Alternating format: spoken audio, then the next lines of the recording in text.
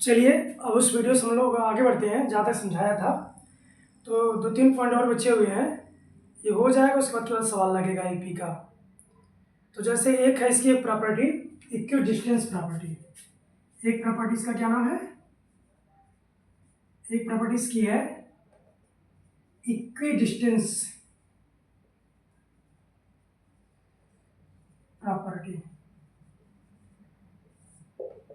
ये क्या है? इसको समझने से पहले एक सवाल मैं पूछूं आपसे। मैं बोलूँ आपसे कि कोई एपी है, उसके प्रथम पद और लास्ट पद इनका योग 12 है, तो प्रथम से तीसरे और लास्ट से तीसरे के योग कितना होगा? कितना होगा? 12 ही होगा। वही है कि डिस्टेंस प्रॉपर्टी। जैसे एग्जाम्पल देखा जाएगा, मान लो 1 2 3 4 5 6 7 8 9 10 11, कोई एक एपी हो गया। मैं कह रहा हूँ इसका प्रथम और लास्ट पदों का योग ए प्लस एल 1 प्लस 11 इसको कितना है? 12 है। तो मैं पूछा कि शुरू से तीसरा और लास्ट से तीसरा, अरे इसका इनका योग कितना होगा? तो शुरू से तीसरा कौन है? 3, और लास्ट से तीसरा कौन है? 9। ये भी कितना होगा? 12 होगा। यही एक डिस्टेंस प्रॉपर्टी कहती है कि जो प्रथम और अंतिम पद का योग होता है वही शुरू से nवां पद और लास्ट से nवें पद का योग भी होता है। इसकी क्या है? इक्वी डिस्टेंस प्रॉपर्टी है। तो इसको लिख सकते हैं T K plus T K sorry N T N minus K plus 1 बराबर ए प्लस एल। ए प्रथम पद और अंतिम पद बराबर क्या होता है? शुरू से केवां पद और लास्ट से केवां पद है। ये क्या है? केवां पद है लास्ट से, चाहे चेक कर लो। कोई यहाँ ये कुल कितने पद है? 11 है, तो एन का मान 11 रखना। हम शुरू से तीसरा पद ले रहे हैं, एन का मान 11 रखो, ये 3 रखो प्लस 1, तो T3 प्लस 11 12 12 से 3 गया 9 ना। शुरू से जो तीसरा पद और लास्ट से तीसरा पद, जो लास्ट से तीसरा पद है वही शुरू से कौन सा पद है? 9वां पद है। इस रूम में उसको लिख दिया गया है, तो इसको लिख लीजिए। इसमें किसी प्रकार का सवाल बना सकते, छोटा सा बना सकता है, लेकिन अगर इसको पढ़े नहीं रहेंगे तो हो सकता है दिमाग ना काम करे, है बहुत छोटा सा।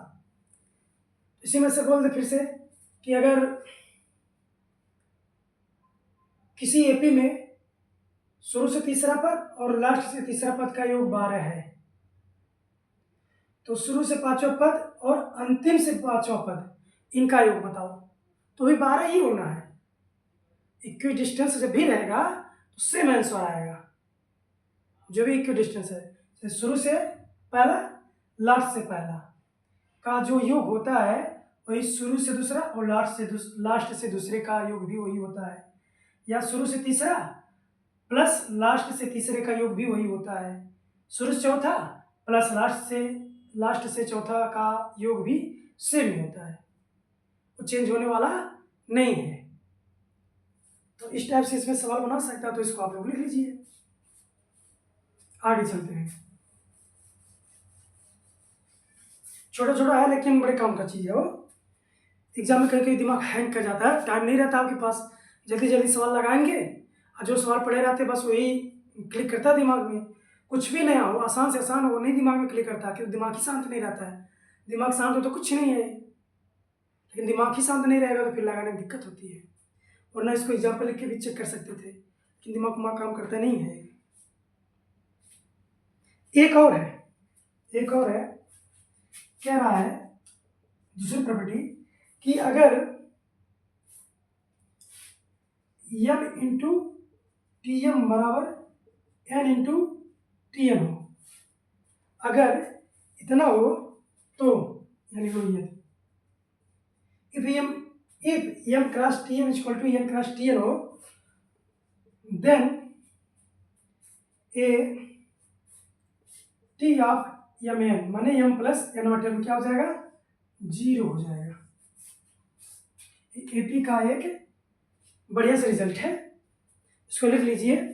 इस पर बिहार में सवाल बनाया था, अगर एम इंटू टी एम बराबर एन गुणे टी एन हो तो टी एम प्लस एन क्या होगा, इसको आप लोग लिख लीजिए। जैसे एग्जांपल एक सवाल है कि अगर किसी एपी का प्रश्न है, यदि किसी एपी के 11वें पद का 11 गुना, 11वें पद का 11 गुना वह 5वें पद का 7वें पद का 7 गुना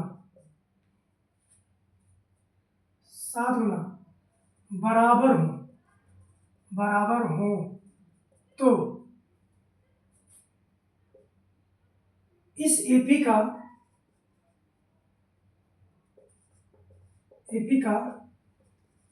18वां पद ज्ञात करो।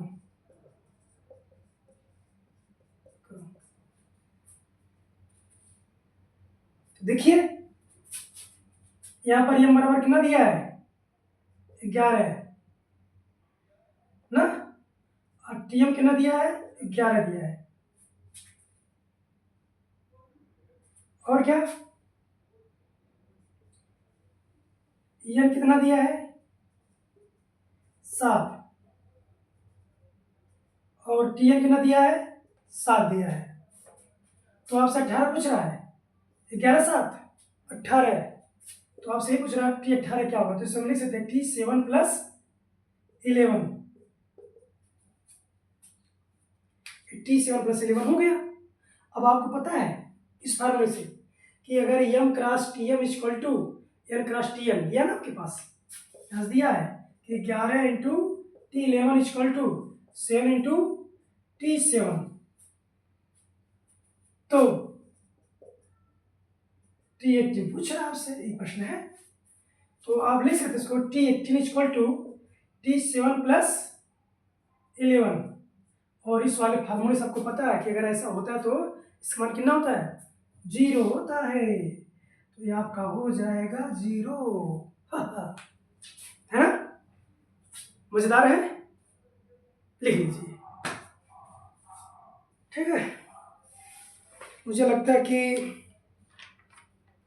सवाल और भी हैं,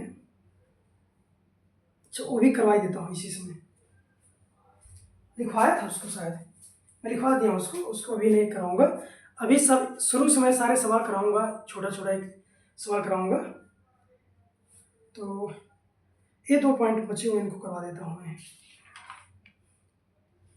उसके बाद आते हैं सवाल पे, लिख लीजिए इसको। उम्मीद है कि लिख चुके होंगे, अगर नहीं लिख पाए तो पास कर लीजिएगा, इसको लिख लीजिएगा। मैं आगे चल रहा हूँ, ये देखिए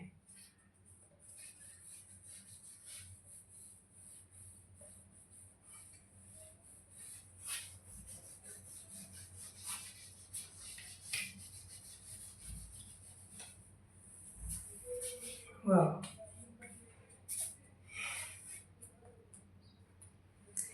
ये सवाल ये है, सवाल एक सवाल है और एक वो है, सवाल ये है, नोट में लिख लेना, इसे प्रूव कर सकते हो, मैं प्रूव कराऊंगा इसको कि यदि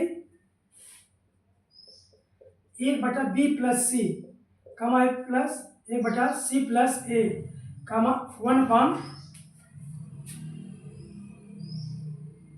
प्लस बी एपी में कहाँ पर हो, एपी में, तो A square comma B square comma C square भी किस में होंगे, एपी में ही होंगे। अब ये तो पूछ चुका है पीछे, उसको सारा सूझेगी तो इसी में थोड़ा चेंज कर देगा। चेंज कैसे करेगा, प्रश्न आपसे बना देगा 1/a धन बी a/b धन सी a/c धन ए, अगर एपी में है, पी में है तो कौन सा कथन सत्य है, कथन सत्य है। ऐसे पूछ लेगा आपसे, पढ़ाए पूछेगा ऐसे कुछ करके। आप लोग सवाल सोचते रहिए, मैं ऑप्शन लिख रहा हूँ। हो जाएगा A square comma B square comma C square A P में होगा। दूसरा ऑप्शन कह देगा आपसे कि B square comma A square comma C square A P में होगा। या तीसरा नंबर कह दे B square comma C square comma A square A P में होगा। या आपसे ये कह दे कि C square A square comma B square A P में होगा। कौन सा होगा ए पी में, बताइए। इसमें कौन सा लग रहा है कि इसमें ए पी में होगा, कौन सा सही है? अब जो थोड़ा सा पढ़ के जाएगा और प्रश्नों पर गौर नहीं करेगा तो तुरंत मार के चला आएगा। लेकिन हमने दूसरा पूछा है, मिलता जुलता है लेकिन ये हमारा अलग हो गया। देखिए यहाँ पर क्या है, b प्लस सी है, यानी ए नहीं तो ए स्क्वायर लिखा हूँ। यहाँ c प्लस है तो यहाँ b लिखा हूँ। c और ए है, b नहीं है तो b स्क्वायर लिख दिया हूँ। ए और b है तो c नहीं है तो c स्क्वायर लिख दिया हूँ।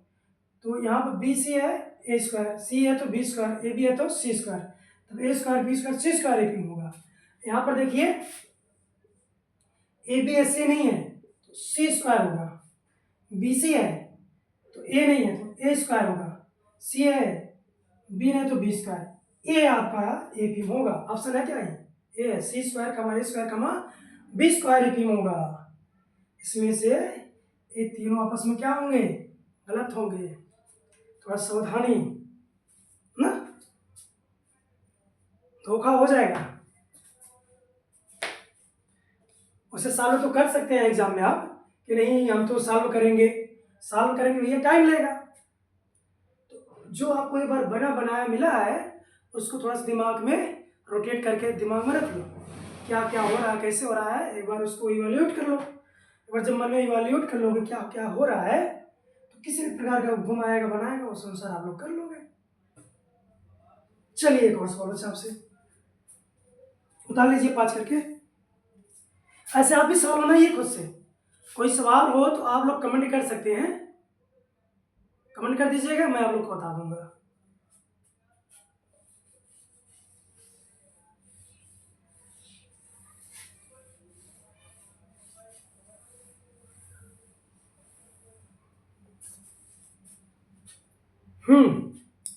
एक है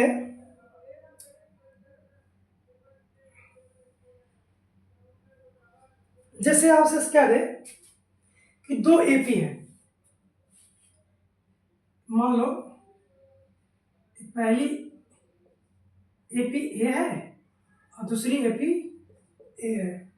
पहली भी जैसे आ गया आपका 2 4 6 8 10 12 14 18 20 22 एंड सो ऑन, ऐसे गया हुआ है। एक दूसरा एपी है 5 10 15 20 25 30 एंड सो ऑन गया हुआ है। तो आपसे प्रश्न पूछ ले कि इन दोनों एपी में कॉमन अवयव से बनी जो सीरीज होगी वो क्या होगी? तो समझिए 2 एपी के कॉमन एलिमेंट यानी उभयनिष्ठ जो दोनों उभयनिष्ठ अवयव 2 एपी के कॉमन एलिमेंट से बनने वाला प्रोग्रेशन भी एपी ही होता है। क्या होगा?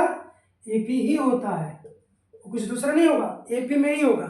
अच्छा एपी में होगा तो जो नया वाला एपी बनेगा दोनों कॉमन वाले एलिमेंट से, तो उसका प्रथम पद क्या होगा, उसका कॉमन डिफरेंस क्या होगा वो बताइए। अगर ये दोनों पता चल गया तो हमें पूरा सीरीज पता चल जाएगी उसकी, है ना। आइए देखते हैं। देखिए कॉमन के लिए जो प्रथम पद होता है उसके लिए हम क्या करते हैं, खोजते हैं कि वो कौन सा पहला पद है जो दोनों में कॉमन है। तो देखिए 10 दोनों कॉमन है ना, पहला वही है संख्या है 10 जो दोनों में कॉमन है। तो एज इक्वल टू कितना हो जाएगा आपका, 10 हो जाएगा, इक्वल टू 10 हो जाना है। अब डी निकालना है इस नई वाली सीरीज के लिए, जो हमारा कॉमन सीरीज बनेगी,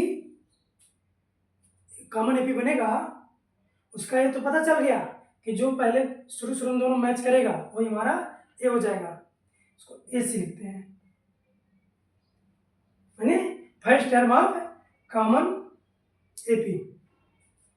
एंड जो डी निकलेगा वो कैसे निकलेगा, इसके लिए लेना पड़ेगा एलसीएम ऑफ D1, D2, समझे। डीसी लेने के लिए, इसका कॉमन डिफरेंस लेने के लिए इसका D1 और इसका D2 का हमको एलसीएम लेना पड़ेगा। देखिए एलसीएम ऑफ D1 कितना है, कॉमन डिफरेंस कितना चल रहा है, 2 का ना, D2 कितना है 5 का। बताइए इसका एलसीएम कितना होगा, 10 होगा। तो जो नई एपी बनेगी वो क्या बनेगी बताइए। प्रथम पद इसका 10 है, कॉमन डिफरेंस में कितना है 10 ही है, तो 10 10 20, फिर 10 30 40 50 एंड सो ऑन। अंडरस्टैंड। ए आपका, अगर इससे परिचित नहीं रहे होंगे तो एग्जाम में आपका टाइम खाएगा, सोचने में टाइम जाएगा, या सोच भी लिए तो लगाने में टाइम जाएगा, कहीं ना कहीं आपका टाइम ज़्यादा जाएगा। अब इससे आप परिचित हो गए तो टाइम अब नहीं जाना है, तुरंत खोजना है ए सी और डी सी निकाल लेना, तुरंत D1 D2 का एलसीएम निकाल लेना है और तुरंत आपको एपीसी मिल जाएगा। लिख लीजिए। अब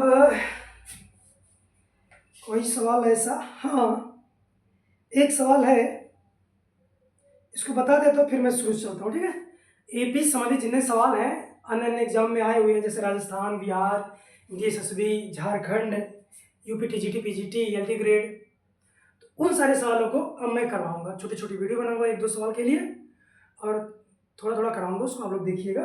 अब ये मैंने थ्योरी क्लास की है, एक तरह से थ्योरी क्या था मैंने शॉर्टकट ही से बताया है, कुछ थ्योरी नहीं थी। तो मैं मिटाता हूँ उसको।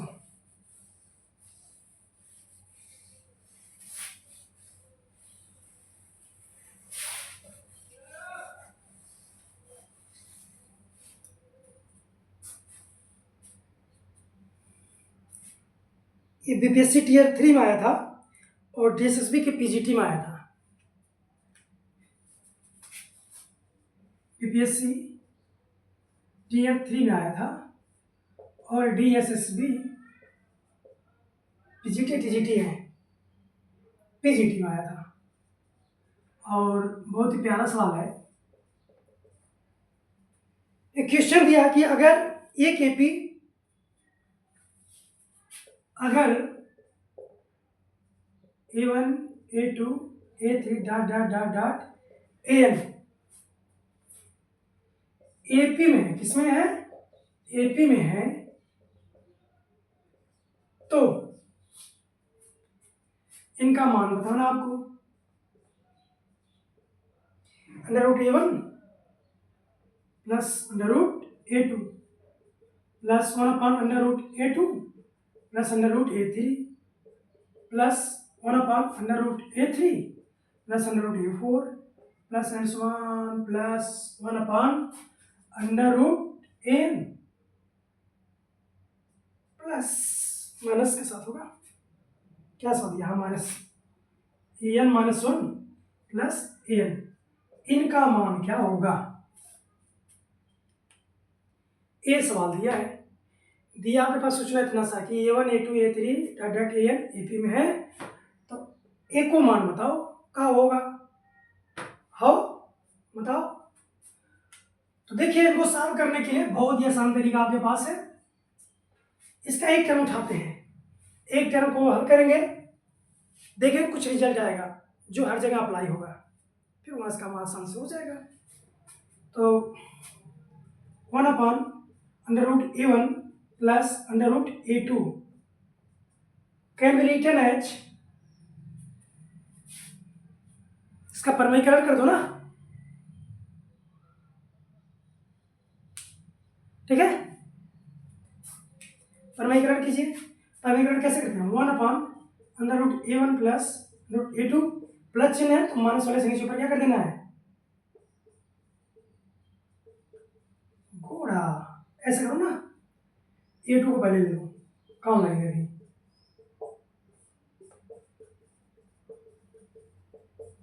ठीक,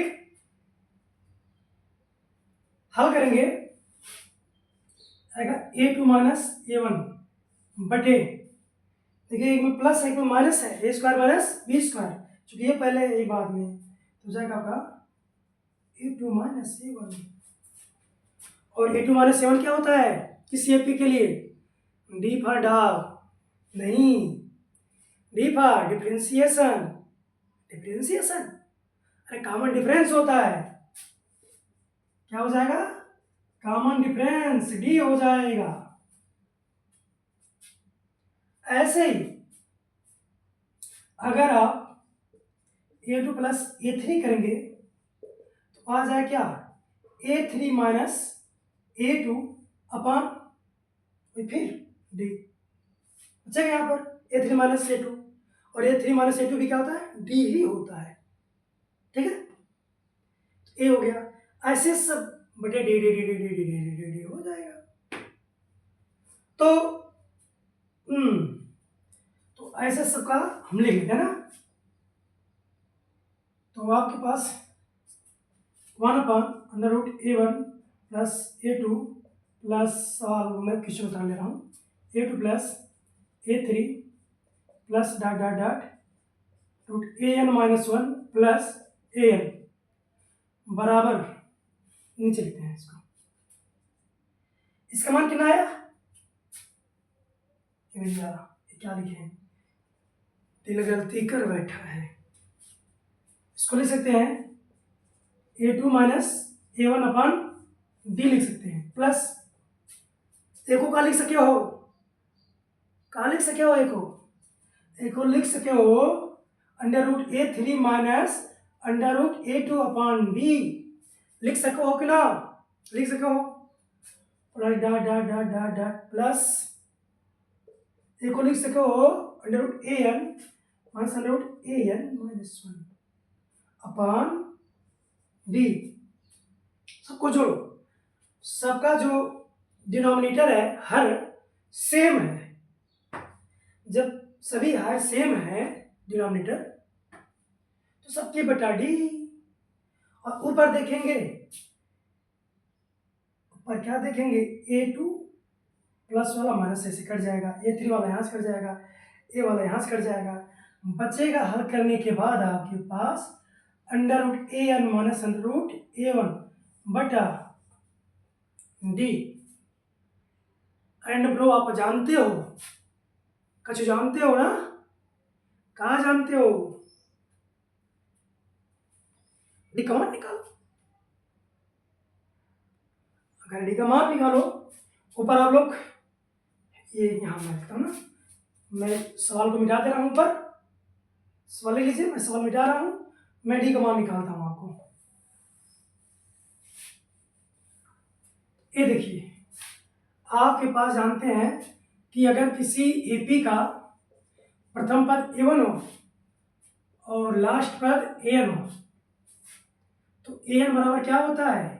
A1 plus N minus 1 into D होता है,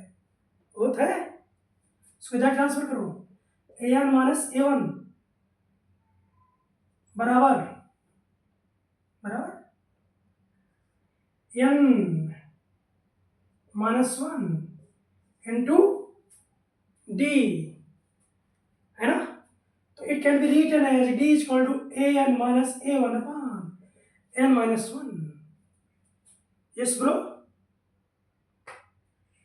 यहाँ सब्स्टिट्यूट कर दीजिए D का मतलब, ठीक है। जब डी कॉमन हो यहाँ पर प्रतिस्थापित करेंगे तो it can be written as an minus a1 upon an minus a1, height जो नीचे वाला हो जाएगा ऊपर n माइनस 1 ब्रो, है ना। इसको क्या लिख सकते हैं आप, अंडर रूट ए का square minus under root A one का स्क्वायर लिख सकते हैं, नहीं लिख सकते हैं भैया। अगर कोई संख्या ऐसे ए एन है तो हम ऐसे नहीं लिख सकते हैं, ए एन का स्क्वायर कर दें, स्क्वायर से कट जाएगा, या इस स्क्वायर को ऐसे कर दें ना। तो अगर हमारे पास A N minus A one है तो it can be written as A N का square minus under root A one का स्क्वायर। जब ऐसा होगा तो A square minus B square क्या होता है, ए क्वेश्चन में ए प्लस बी और एक क्वेश्चन में A minus B, and this will give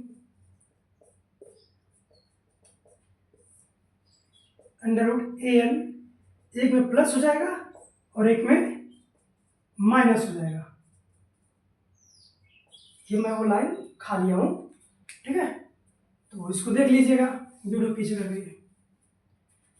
तो देखिए ए यहाँ से हो गया कैंसल, तो यहाँ से आपका आ जाएगा n minus 1 upon under root A N plus under root A one, ये आंसर आएगा इसका। लिख लीजिए। उसके बाद अब जितने सवाल होंगे,